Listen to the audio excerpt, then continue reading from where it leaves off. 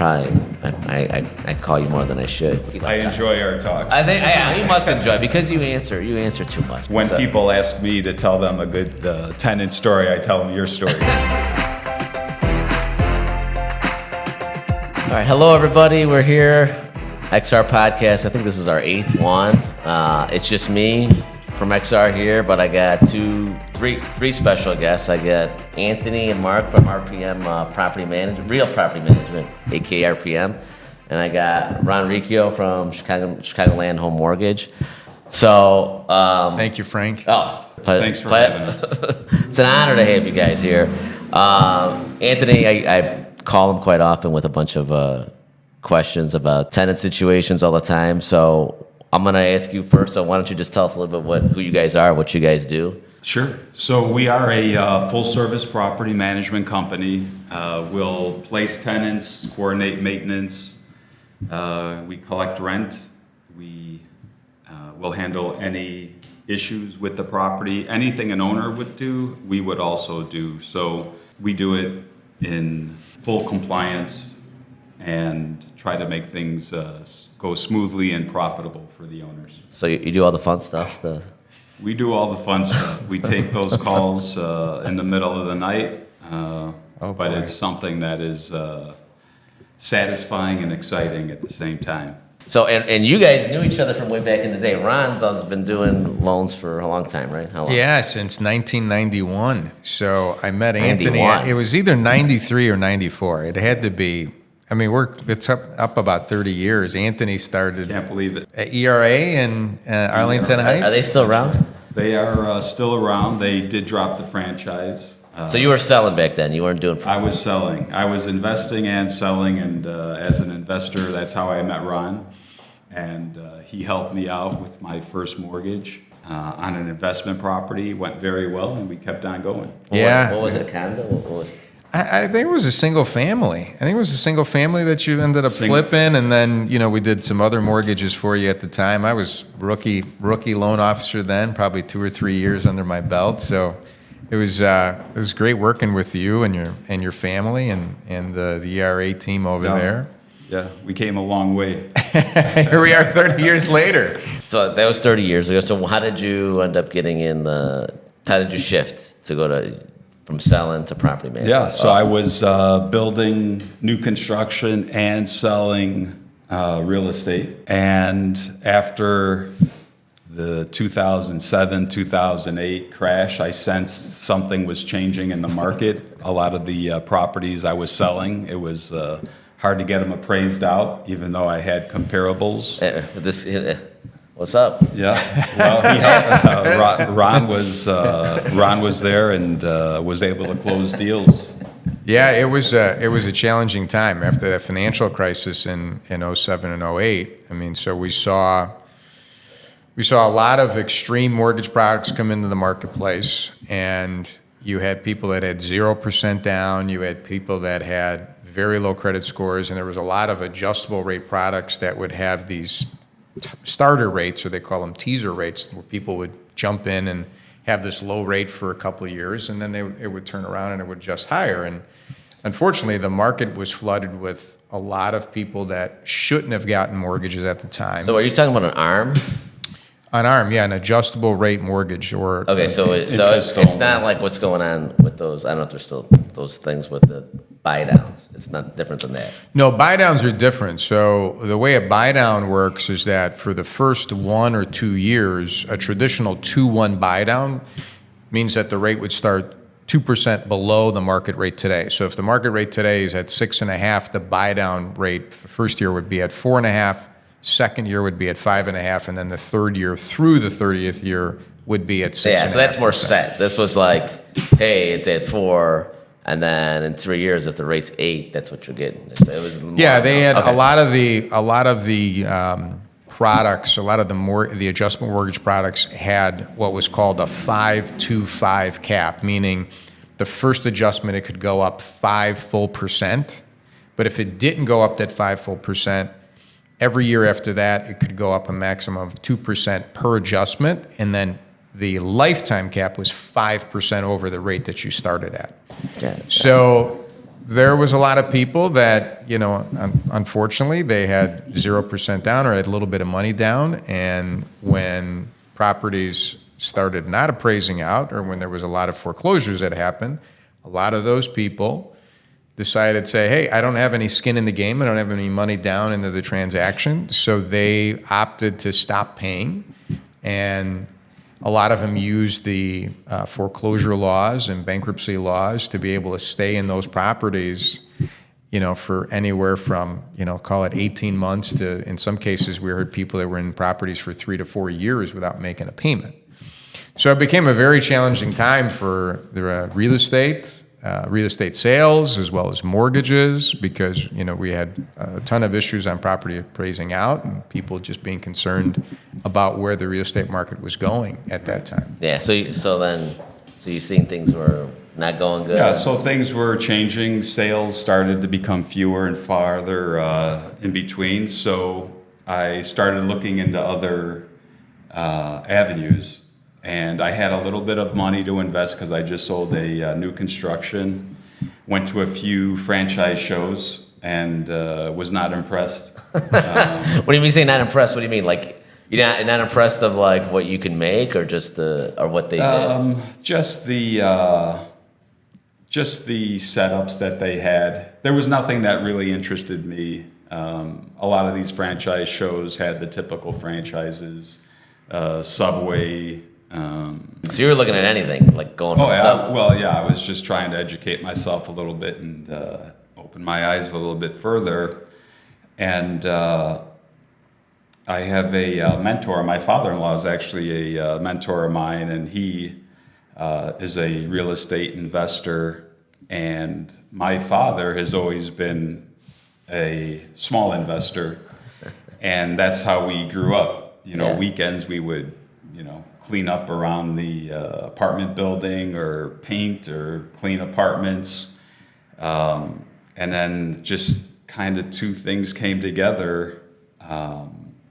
Accidentally ran into a internet ad on Real Property Management.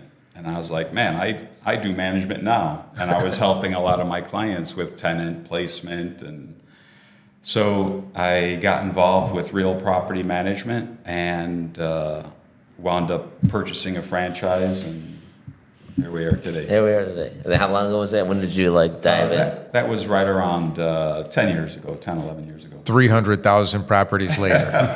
That would be nice. So yeah, how many do you manage right now? So we manage just around 400 properties. Wow, that's still That's a lot of phone calls. That's a sizable portfolio. Yeah, we don't do any homeowner association management. We just manage. Could you, or if you wanted to, or no? That's just not what we're set up for. He's saying yeah. Well, we can. Yeah, you don't. I'm not saying you do, but you would be able to. It's do a whole that. different setup with an office like that, Yeah. with bylaws of the association, rules that we have to maintain that are past Cook County, Illinois Yeah. law. So you just need a different setup of an office. We deal with a lot of HOAs though, that we manage condos or townhouses in an HOA. So we work with them a lot. So I'm very familiar, but we don't manage per se the actual association. So we get a lot. Well, I get a lot of people. I'm sure Ron does too. Of guys, they're especially all these videos going on. They want to get into real estate and buy a 2-flat or a 3-flat. They're gonna do. Maybe we could touch on this where they're like, oh, Sure. I have actually somebody now. They wanted to buy. Oh, we're gonna buy an FHA. I'm gonna move in there, and then rent it out, and then buy my house. What would you say? I try to. I have some rentals, and I try to kind of tell them hey, it's not that easy, but it depends on how you can handle it. So what do people like? Do you ever get clients that they've been trying to do it and then they just it's not for them? And then Yeah. I think there's a lot of first-time investors that kind of believe they can just buy a property, throw a tenant in there, and just collect rent. There are a lot of layers. A lot of compliance laws that are, if you don't know the fast-changing laws in Chicago, Cook County, you can get in a little bit of trouble. Yeah. So it's important to know the law. I know, like sometimes even for us, we're in the business, and sometimes it's even hard for us to like wait a minute, changes. what are they saying here? What is it? What's Right. can we do that? You know, I think the new one that just came across was if they've been there 2 years, you have to have Yeah, you have to- notices. like notices they have to Right. change depending on how long they've been there. It's not just Create a layer between the tenant and the owners. We also create a wall of protection for owners. You know, we guide owners in the right way and protect owners and their investments. from on the selling standpoint. What I see is, you know, we're talking about new people, but I think the old timers could really benefit, you know, because a lot of times they started in 1970 and they're still running it like 1970, putting a sign out there, no internet, taking a door off if they don't pay. You know? Exactly. I hear some people, There's so you many know, they don't stories. pay. That's my door. I'm taking it. Right. Yeah, Yeah, that happened once, and then the police show up. They're like, they tell the guy to put the door back. There's a lot of owners that want to run things the old-fashioned way, and it's just not acceptable or legal. And usually, if you screen better up front, usually, you know, I mean, wouldn't you say you have a better success rate in terms of having a better tenant? That's how you start building the foundation for a rental property. You know, one thing you touched upon about people wanting to start a real estate portfolio, right? That you touched about people saying, "Oh, I'm going to buy something FHA and I'm going to rent it. I'm going to move on." So, like a traditional investment property purchase, you would have to put down 20 to 25%. So typically 25% down is the better of the two options because you get a better rate. Of course, it's a lower mortgage payment. It's easier to qualify. But you can start out, you can do and put together a real estate portfolio with starting off with a very low down payment. So if it's done in the proper way, it can legally be done with minimum down payments. So you could buy these properties as owner occupied and live in them for at least 12 months, and then you can move out and rent these properties. Well, I got a question for you, but I think the problem a lot of time people have is they think they want to get to that level in a year, but I'm like, you know, give yourself 3-4 years. Then you know what I mean. Well, you have to. I mean, you know what I mean. They're trying to have like 15 units, and you know what I mean. They're trying to get to that level, and like it's a good plan, but sometimes we're just missing some patience. Now, I had this question. So let's say they buy it FHA. Can they then go buy a house at, like they have it they're there 18 months? Can they go buy, which is past the rule, whatever? Can they go buy a house FHA, or do they have to refi out of that loan to buy a house FHA? so yeah, you can't have two FHA loans at the same time. Yeah, right? There's some very, special circumstances. I think you have to be at least 100 miles away. There has to be, some circumstance where you have, 6 kids and you're in a 1-bedroom house or something like that. But I think there's a distance factor that goes into play. It's at least 100 miles. So for the most part, it's no. You can't have two FHA loans at the same time. But if you buy something, let's say you buy a 2-unit and you're going to buy it FHA, and you're going to put down the minimum 3.5% down, and you live there for 18 months, you can then turn around and buy a single-family home as long as you're moving up.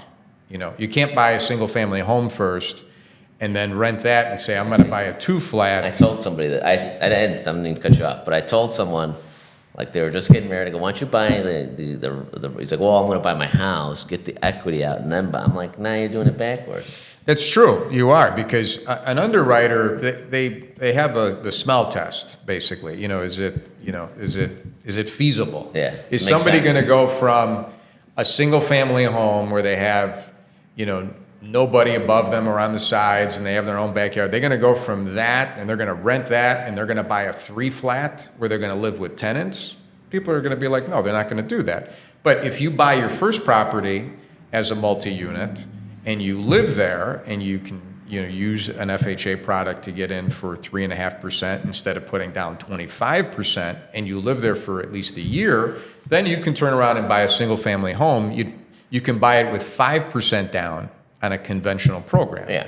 So you don't even have to refinance out of the True. Yeah, you can just do it 5%. the FHA. Because I had a number of clients that back a few years ago, during the pandemic, they bought multi-units as their first property, and they used FHA. So the rate's so low, you're not going to want to refinance out of that Yeah, even into with a the PMI and conventional. everything, Even with the PMI, you're still a lot lower. So you can do it. It just has to be done in the right way. So even if you were to buy, let's say you bought a condo first, and you bought a condo with 5% down conventional, if you stayed there a year and a half, and then you bought a townhouse. So as long as you're buying up and it's believable and you're going, Makes sense, you're right. truly going into the property as your owner occupied, you can rent the departure property. You can rent that.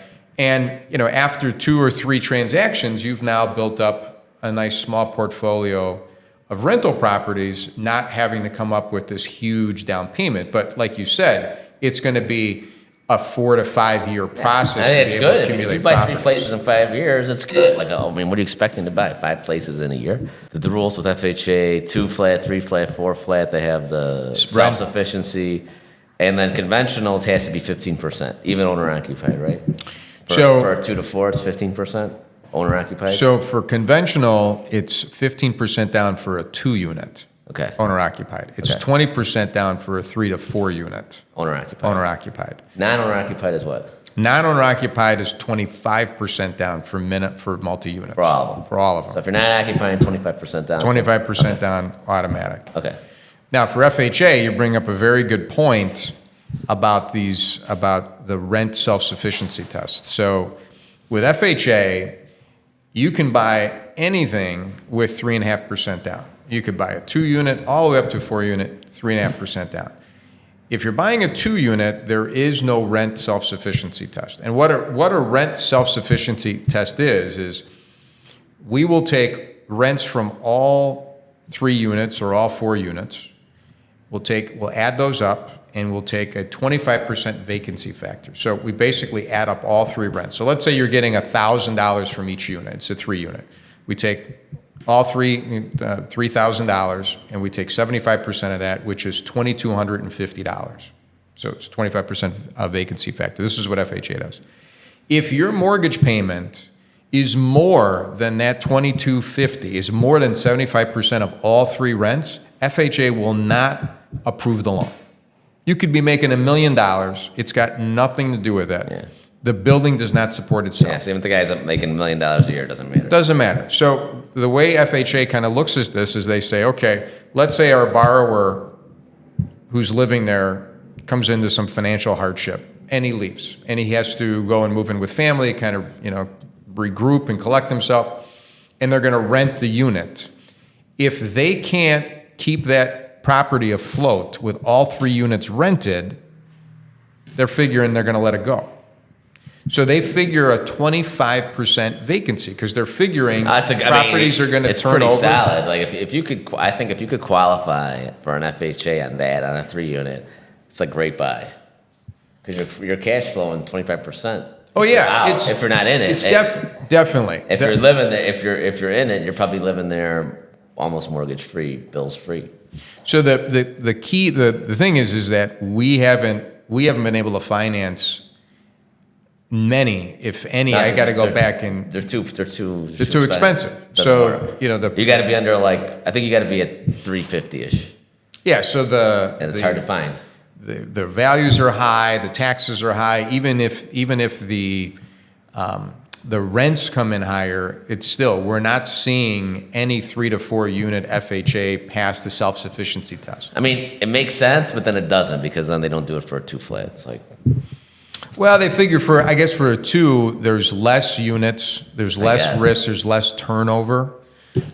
So that's really, I think, the reasoning behind FHA and wanting to do that. But on the, on the higher ones, I mean, sometimes we'll get people that come to us that have been denied by another mortgage company and say, hey, we want, we're trying to buy this FHA. And, we quickly do this rent self-sufficiency test. And I'm like, look, it doesn't work. And that's the whole key. When you're working with a mortgage professional and you're looking to buy a 3 to 4 unit property, FHA, make sure you're careful about making sure that you do this self-sufficiency test because it's a tenant, an appraiser that's going to give you the valuation of what he feels those rents are going to be. So Like you can have on your listing, hey, I'm getting $2,000 a month from each one of these units. Yeah, but if I got a lease, it's pretty good.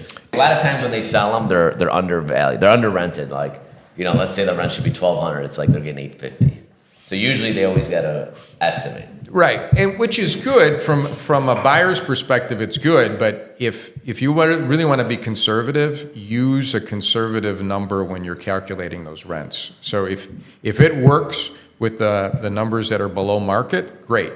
Because we're also seeing the opposite with rents being really, really high the past few years. We're seeing individual landlords that might have a 3-flat and they may have a 3-bedroom and it's $2,000 a month. And then people are basing their numbers off of that. And then an appraiser goes in and says, look, my comparables are only $1,800. And sometimes that $200 difference is enough to not make the red self-sufficiency test work. And then all of a sudden the deal's dead. I know. And I tell my clients, I'm like, you buy that 3-unit, you're going to do an inspection. It's probably going to be $600 to $800. The appraisal is probably going to be $600 to $800 to do it. You could be $1,500, $1,800 into the transaction. All of a sudden, the deal dies because it doesn't meet the self-sufficiency Yeah. test. It's interesting. And then we didn't touch on. I know there's not many, but VA, it's different though.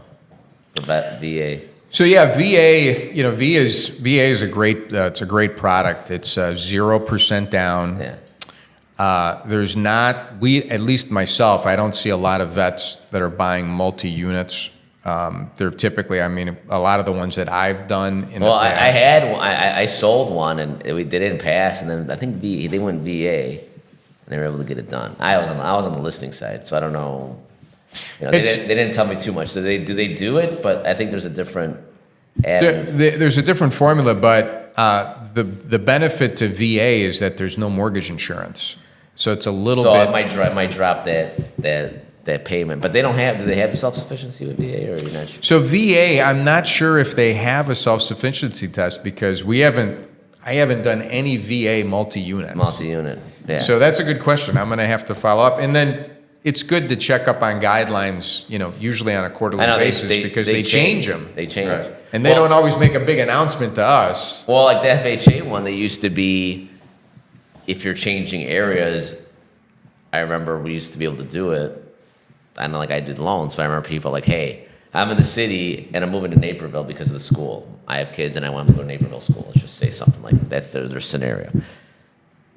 I think they would allow you to do 2 FHAs in that situation. Back in the day. It used to be years ago. But they changed the rule. Years ago, I think it was only 50 miles that you had to be. And But then, if you had to move areas for something, or if there was an extenuating circumstance, they would let you do I it. thought I did a couple like that. So I think what happens with all of these, anytime you see a change in mortgage guidelines or mortgage rules, it's because somebody abused the system. So somebody took advantage of it, and they. There was a Bill Belichick. It was, somebody did something they weren't supposed to do, and something was unlawful, or somebody committed fraud. So they make those changes. So now, for the most part, I tell folks, look, and So do you guys manage somebody like, let's say it's FHA person, they're living there. What about I only got 2 units? Like it's a 3-flat. Would you do the 2 units and then let the owner? Yeah. We actually have a veteran in a 3-unit. Recently just purchased it within 18 months. He has 2 other units. We've set it up where the other units don't know that he is the owner. How do you do that? Like some people have told me to do that. It's like kind of hard to. We just don't acknowledge treat him as another tenant when we're discussing the building with the other tenants. So you just say the guy on unit 2 or whatever. The tenant on unit. We just don't talk about it. Yeah, if we place those other tenants, there's no way they're gonna know. There's no reason for them to even contact it. So basically, once you when you guys take over, they don't talk to anybody but you. We are completely the middleman between the So they tenants never and talk the to owner. them. Unless the landlord wants to. Like the landlord has, like let's say, well, I want to do this and that. I just need you to do this. You guys are flexible with. We're flexible with that. Usually they end up giving us all the services because it just makes more sense to have one line of communication. But some owners do want to say, well, I know this boiler very well. I want to work on it, which of course it's their building. They can do it. But majority of the owners give us everything. Yeah. To So manage. like, let's say someone said, well, I want you to deal with the tenants and I want to do the maintenance. That's fine. It's fine as long as they, Don't cross over. well, kind of, but as long as they do it in a timely manner. So a lot of times we'll have a tenant call and tell us that their vanity is not draining or slow drain on a toilet. We'll let that owner know that's doing his own maintenance, and he'll do it on a weekend, which is not acceptable. We expect, and we also promise tenant service. Oh, so you're saying they call on a Tuesday. Yeah. And they're like, well, I'll get to it on Saturday, Sunday Right. when I'm off. Exactly. And that's just not going to fly. Yeah. Yeah, it's good for us because real estate's emotional. So if an owner's still involved, they go in, they see the tenant, they start saying things. So it's always good. We make them follow the. What do they say? the There's lease. 12, there's 12 people there. Yeah, they want. Yeah, There's to- only two you people know, on they the got- lease. Each owner they're eating wants in the that. living room. Yeah, you know? each. I just cleaned the carpet Yeah. 6 months ago. Each owner thinks that each tenant will live exactly the way they did for years, but it's good to keep us. It's a buffer, so that way, hey, everyone, they got to follow the lease. We follow the lease, and that's how we go by. So it's always good to kind of take the emotional. Yeah, you side take of it that. out. It's like because sometimes with tenants they're talking like here's the problem and they're going telling you all this and then it's like you kind of just focus on the problem Yeah. Right. and handle it. What's a typical time frame that you guys get back to, or I should say, acceptable time frame to get back to a tenant if there's an issue in the actual unit? This one. So emergencies is always drop everything and handle an emergency. Take care of the property. So, burst pipes, no heat, things like that. That's going to be, as soon as we get that, no matter time of the day, it's going to be answered. We're always getting back to the tenants within 24 hours, the longest, saying, hey, we received your maintenance request. Say it's not urgent, something that's Slow just drain. cosmetic or, something Yeah, it's like just they mentioned it.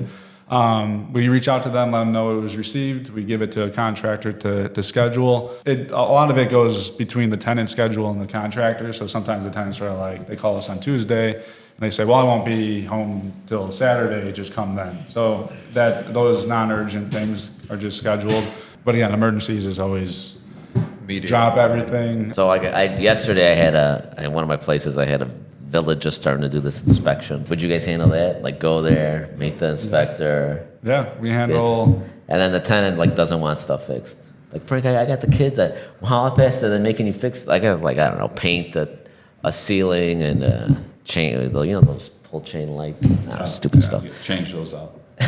So anyway, she don't want you to do it. She's like, with the kids, I don't know if I could be, You try to accommodate the tenant's schedule, but if something has to get done for a city inspection, it's it's going to get done. Takes priority. Yeah. From my experience with dealing with the public, I feel like a younger person, but I really think you're really a good benefit for someone that's had a building for 30 years. And what I see them do, where you guys could actually make them a bigger profit, is they keep the rent low because they're just tired, and they're tired of making repairs. I remodeled 30 years ago, but in their mind I remodeled all the units, but they're 30 years old, and then they're like, it was hard for me to get this tenant. They don't know how to market it, and then they're just tired. And I think you guys could even get a higher rent, so you'll end up making them even paying what you guys charge. You'll make them more money, and they'll keep it. A lot of times they just sell, and then they're complaining. Oh, I got $30 in the bank. I made $18 in the bank. They're all upset. I'm like, well, you know what I mean? Because I think they just have a hard time letting go. But now you lost the cash flow aspect of it. So you just got money sitting in the bank getting nothing. So I think you guys are I think even the veteran landlord could really benefit. Especially if you've owned the property a long time, you have a lot of equity, and your overhead's lower versus the new guy.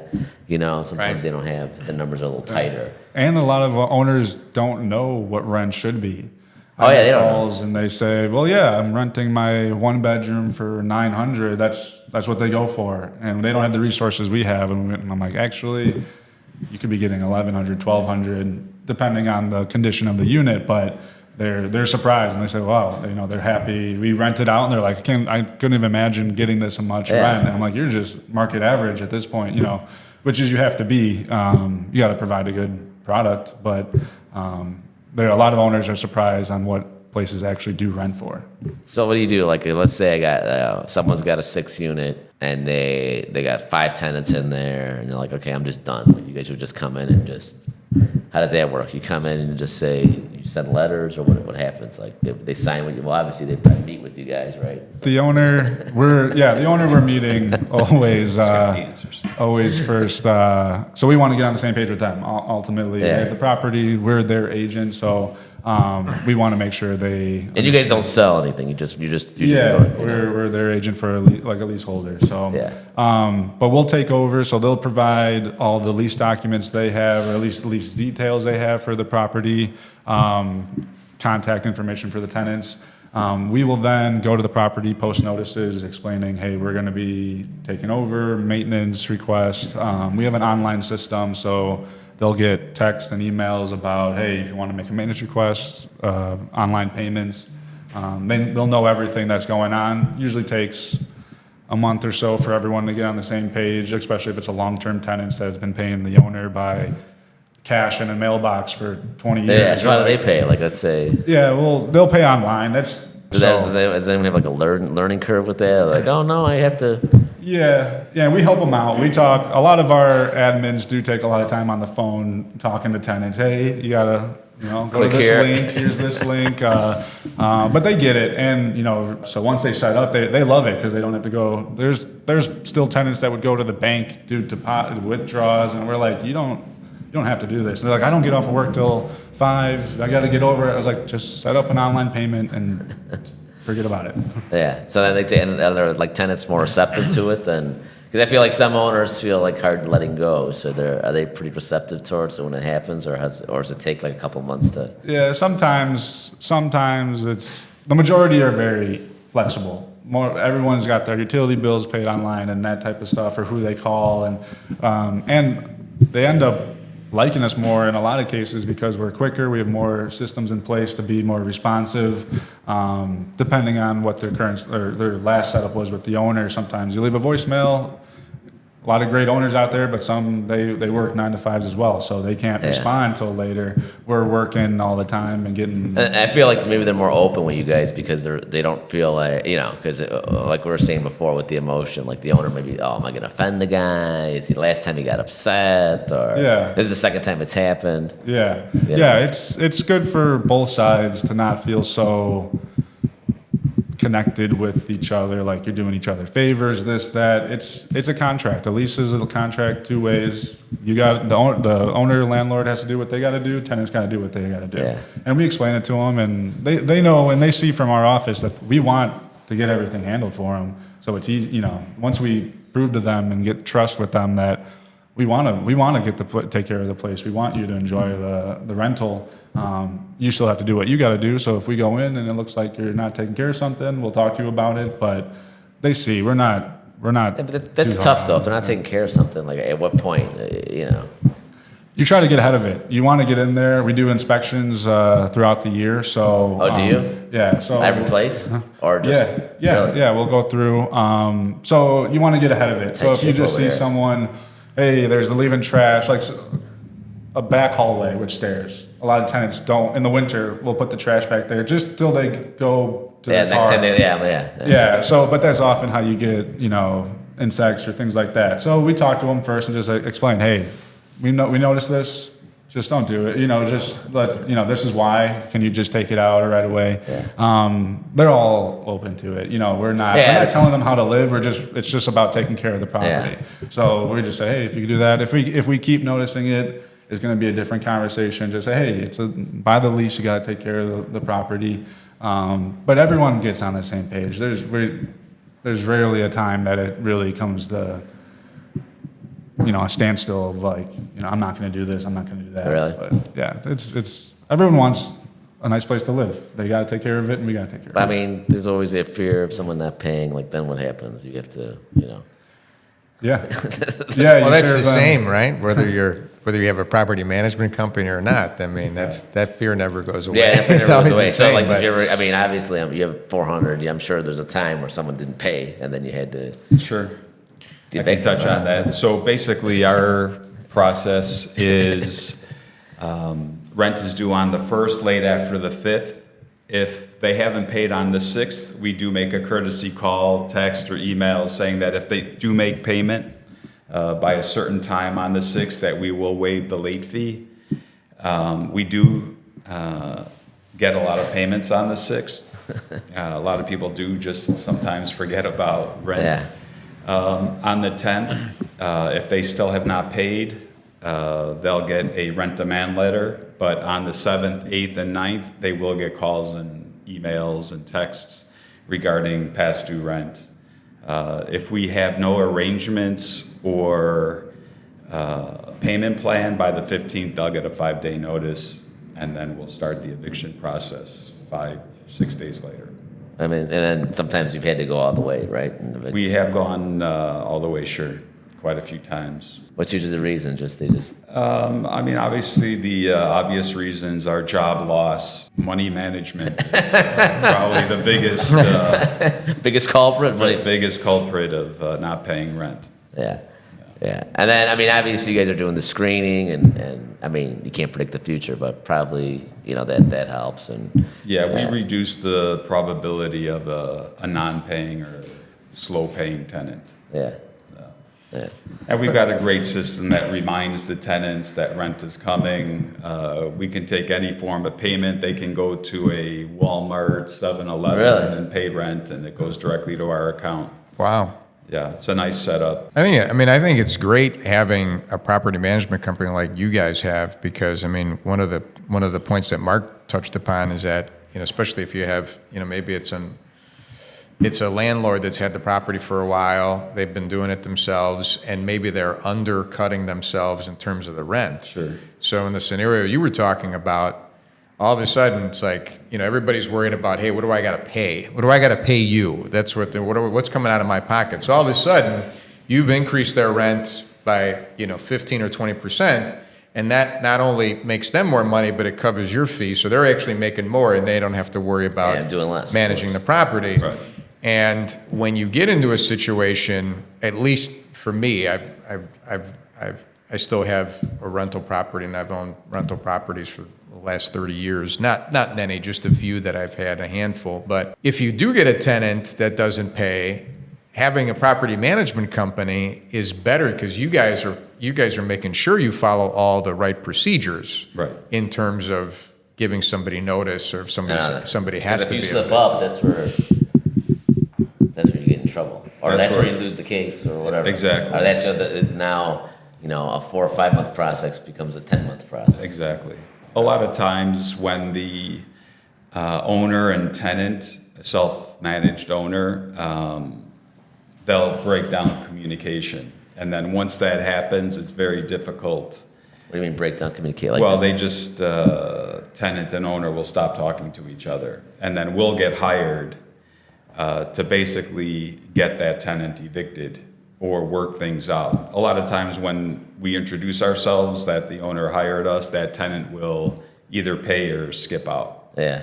I think they know that they're dealing with someone that knows the process. Yeah, then like, yeah. Yeah, and one thing that we do, I don't think we talked about, is during the screening process, if the tenant has had an eviction on their report, we will not rent to that tenant.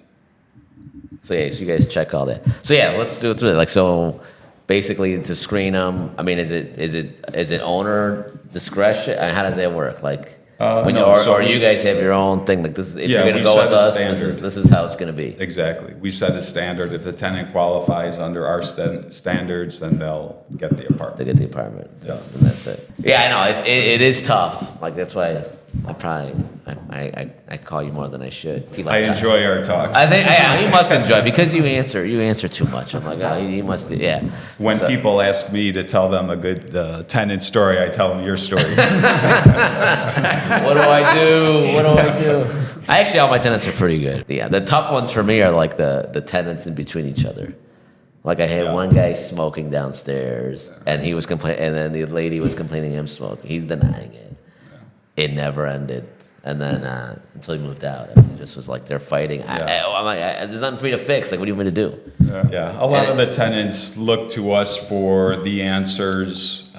We do try and help as much as we can, but tenant disputes between tenants, we hope that they hammer themselves out or work them, their problems out together, and we'll even coordinate a tenant email or talk. Really? How does just to that go? clear the air. It works. Really? Yeah. So, like, give me an example. So they're fighting, like my case. These two people, they're not getting along.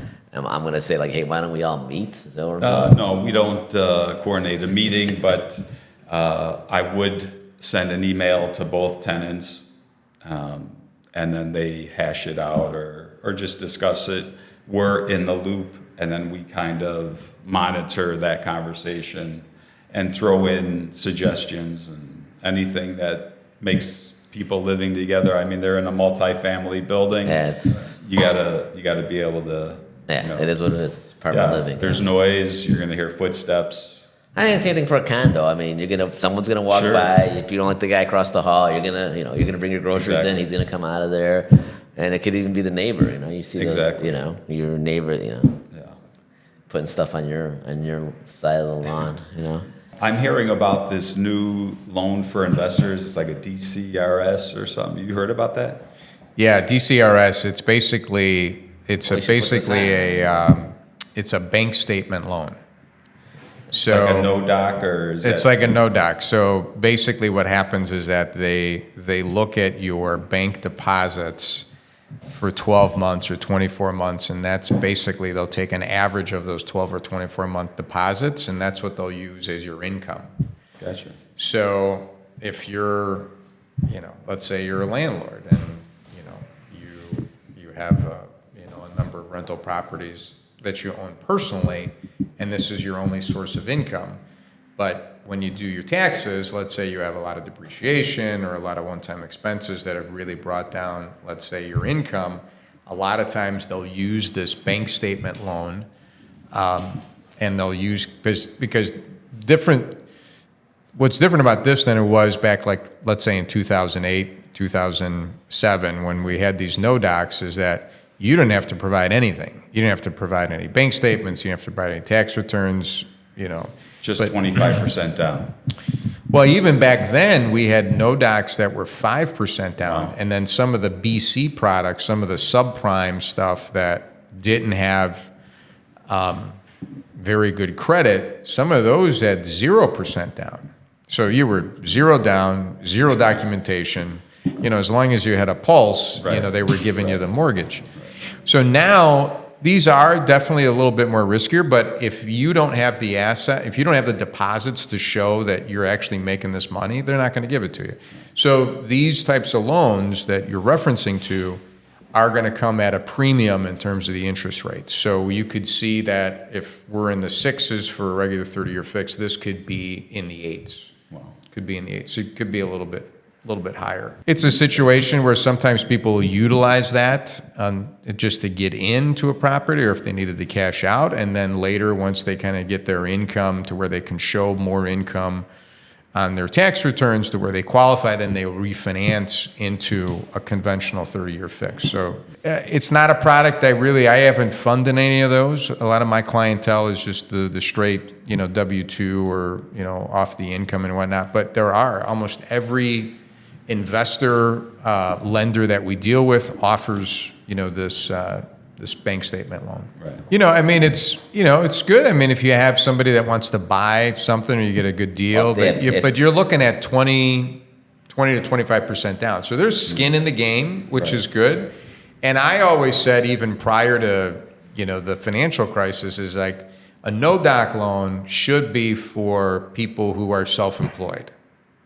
And if you're going to put down the 25%. So the no-doc loans that I remember that kind of stuck out in my head, there was a loan that one of the after-hour news shows, it was Nightline or something, but it was Countrywide had did a no-doc loan on a hourly employee at Walmart and listed that she made $81,000 a year to qualify for this loan. And that's just wrong. You have an hourly employee that shouldn't even be used for an hourly employee. So if you got a W-2, they shouldn't allow you to use it. They should have utilized this program for self-employed people who are able to use the legal tax laws to be able to reduce their income and say, hey, we're just going to have you put more money down in order to utilize the product. But unfortunately, it was allowed to be used by everybody, and then it was, very, very, very much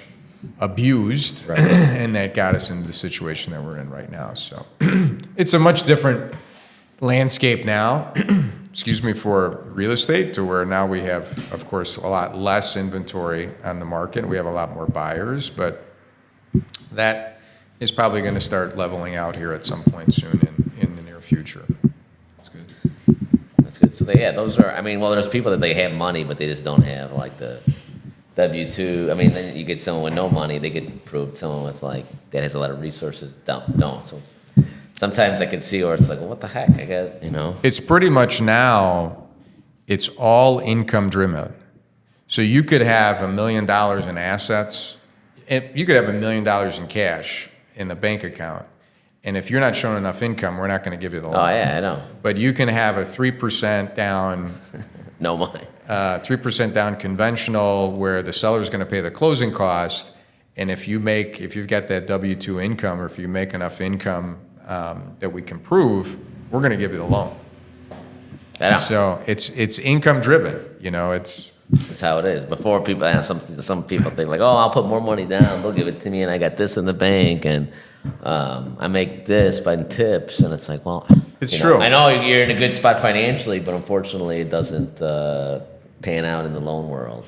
Yeah, and we've got. I mean, right now there's a new program as a broker. We have a 1% down conventional product that's just recently come out in the last 60 days. 1% down. 1% down.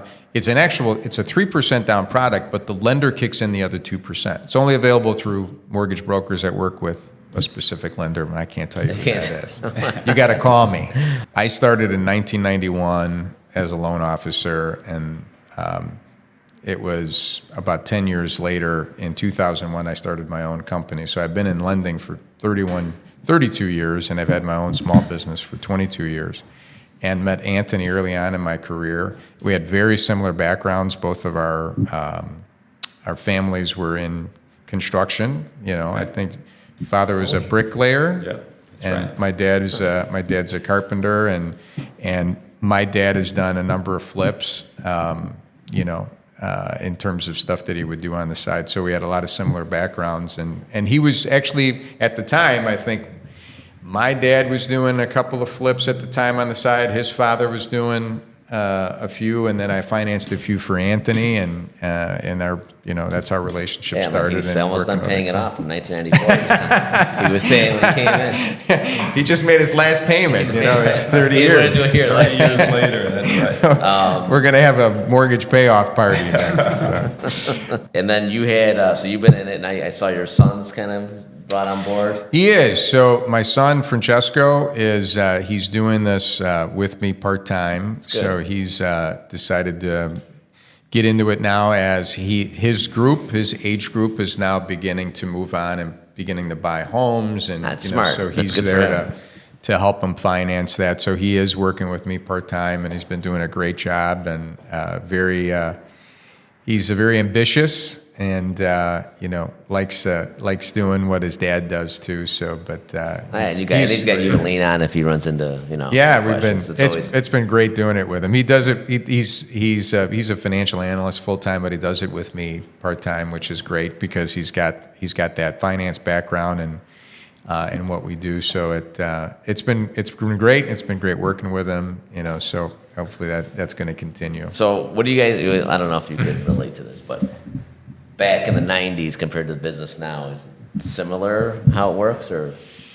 It's a lot faster now. Like for me, like we're closing loans in 15, if we have to really push, we can close loans in 15 days. It used to be 30 days was like, you were a rocket. Now 30 days is like the average. And we're seeing stuff in 25 to 21 Really? days. With appraisal? I mean, that's kind of tough. So even with an appraisal, I mean, appraisers now. I mean, is it more of a refi? I just feel like attorney review is not going to get done. I mean, it's just 15. Of course, if attorney's review drags out and we're holding off on doing Yeah. an appraisal, then of course that's. I mean, gonna that's like you're dictate- like not stop. You're like, okay, you're just pedal to the metal. So probably the biggest difference from the early 90s to today is that in the early 90s, we would meet with everybody face to face. You're signing documents, and explaining them, and now it is all DocuSign. It's all stuff. So they're sending me documents, email. We're sending them documents via DocuSign. So I go to all of my purchase closings because that's the first time I'm meeting my clients for the most part. Yeah, they're not coming in on your office. I mean, people, they don't want to. They just feel like, And then I'm kind of old school, so it was like I always resisted using a lot of this technology. And then, as you got older and, people get more technologically comfortable and advanced, we were using more DocuSign. Prior to COVID, we were using more DocuSign, and we still had people coming in. Then COVID hit, and it's like you had to do everything digitally. yeah, You had you got to get with him. You can do loans at 7-Eleven.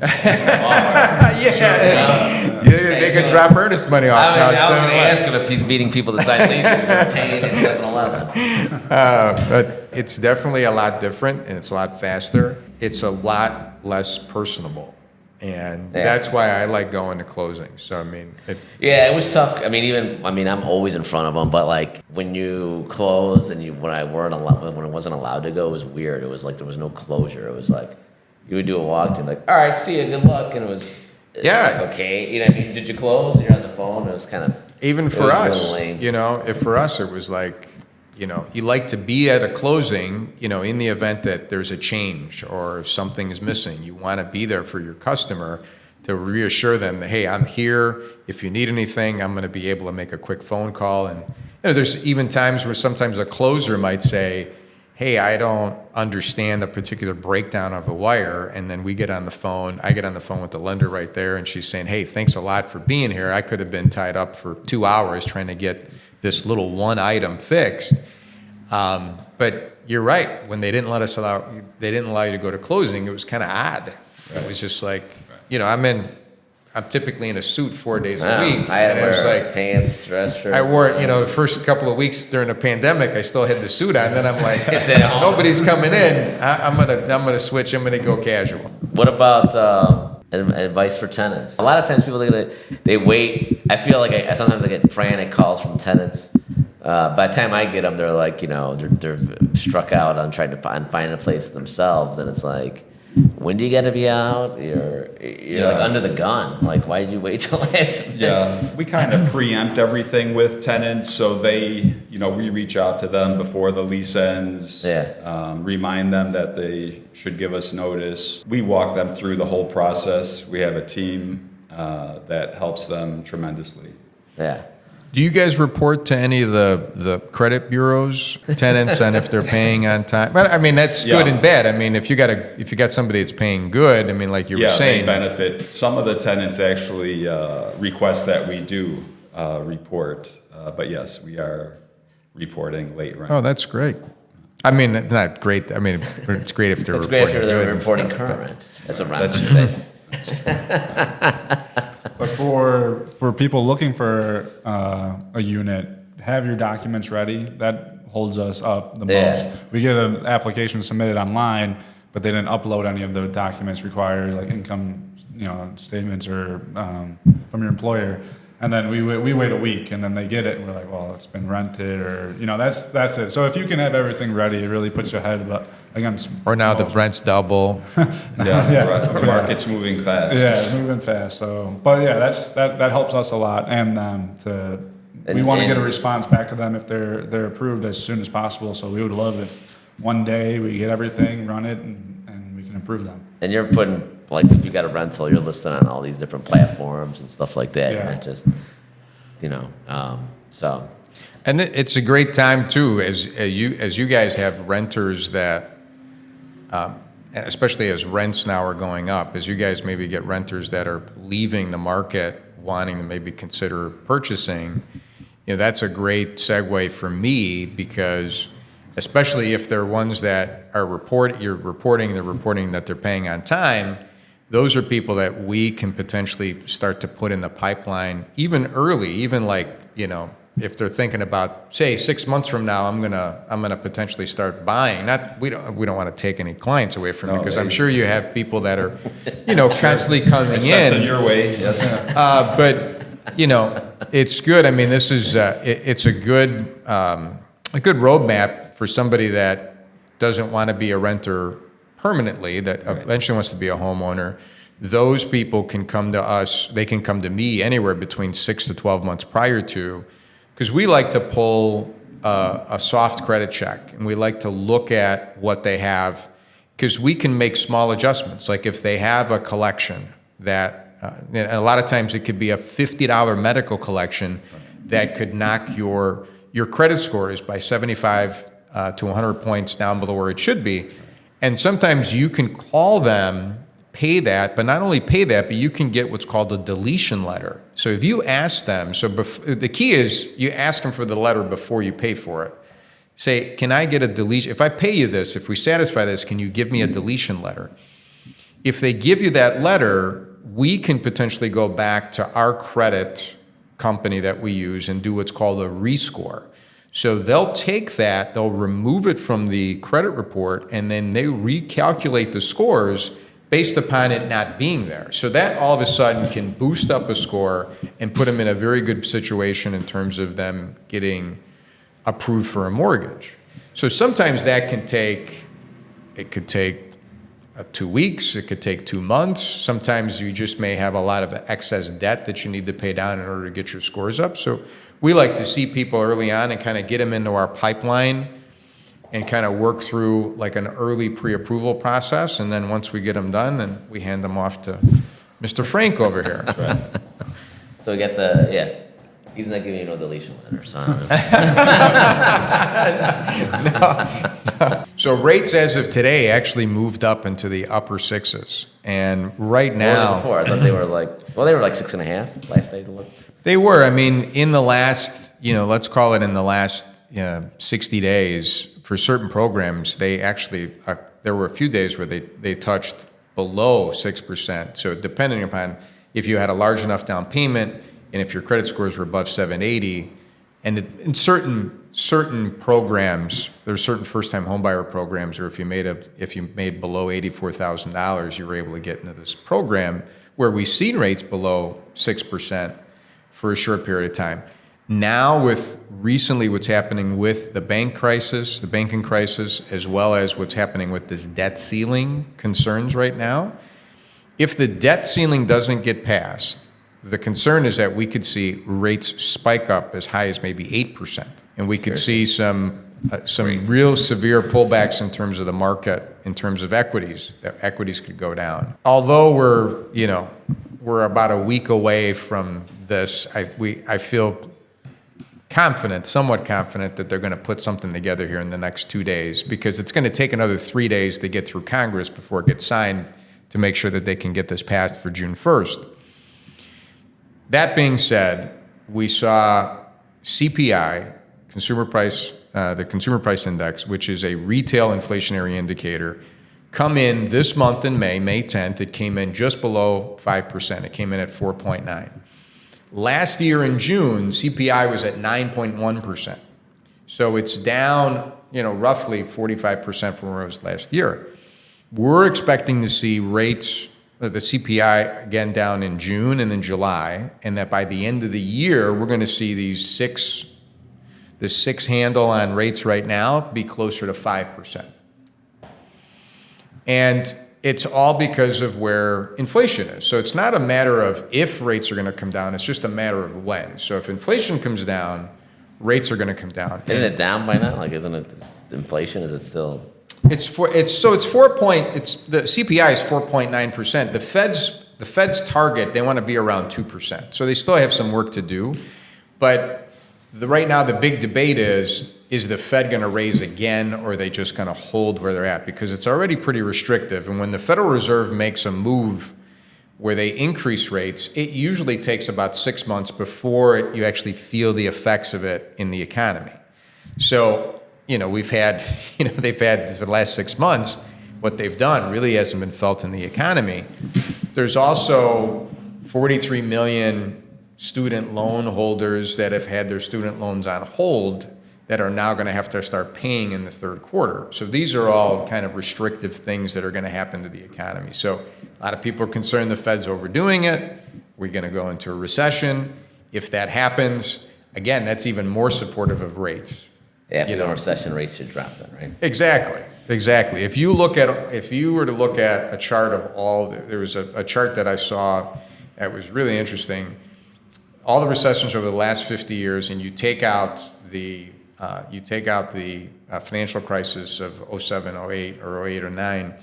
If you take that out, not only do rates go down during a recession, but it was also very supportive of the real estate market, even if it was in a recession. Yeah. So for people that are concerned right now, and I get the question almost daily about, is there going to be a correction in real estate, or when is it going to happen? And I tell them, I'm like, look, in the near term, we're not seeing it. We're not seeing it because we just have a very big imbalance in terms of properties that are on the market and in terms of buyers that are out there. So it's just a supply and demand issue. And you have household formation that comes in. So typically you're at, it could be 1.5 to 1.7 million new people buying every year. And you only have about 1.4 million new construction units that are coming to market that potentially are trying to satisfy that need. So you have, it's almost a chronic imbalance, a chronic shortage of housing. And then you couple that with the fact that, we refinanced people a few years ago and they have, a 3% or below interest rate. Those people are very reluctant to move. So you really have to be in a painful position in order to say, okay, I'm going to go spend $150,000 or $200,000 more, and I'm going to double my interest rate. Yeah, no, that's the problem I'm seeing. It's like the second, the starter home people trying to go to the upgrade. I'm seeing it's just hard. They feel like they should be paying this, instead it's another $100,000 on top of that. Plus you had the interest rate, the tax, and then you're just priced out. So, and not a lot of stuff out there. So if what we're telling our clients right now is that as long as unemployment stays low, the real estate market's going to continue to do well. It's if you begin to see unemployment go above 6 or 6.5%, where if people are losing their jobs, they're going to then say, hey, I'm going to put my home up to market, that we're not seeing really a pullback in the real estate market. And you might actually see more inventory in 2024 if rates do dip closer to 5%, which we're expecting towards the end of the year. If we do hit that recession in the fourth quarter, we may actually see rates dip into the 4s in 2024, and then that might be an easier pill to swallow for people that have that 3% mortgage that might say, hey, I've had a few kids, we're busting out at the seams of this house, I need to buy, so I'm going to go from my 3 to 4.5 or 4 3/4. That might be easier as opposed to going from 3% to, let's say, 6 3/4 today. Well, I think that's a wrap. Thanks everyone for watching. This one was more geared towards investors. That was episode 8. So we'll see you on the next one. I want to thank Anthony and Mark from Real Property Management for coming, RPM, and then Ryan always from Chicagoland. My pleasure. Thanks for having us. We'll see you on the next one.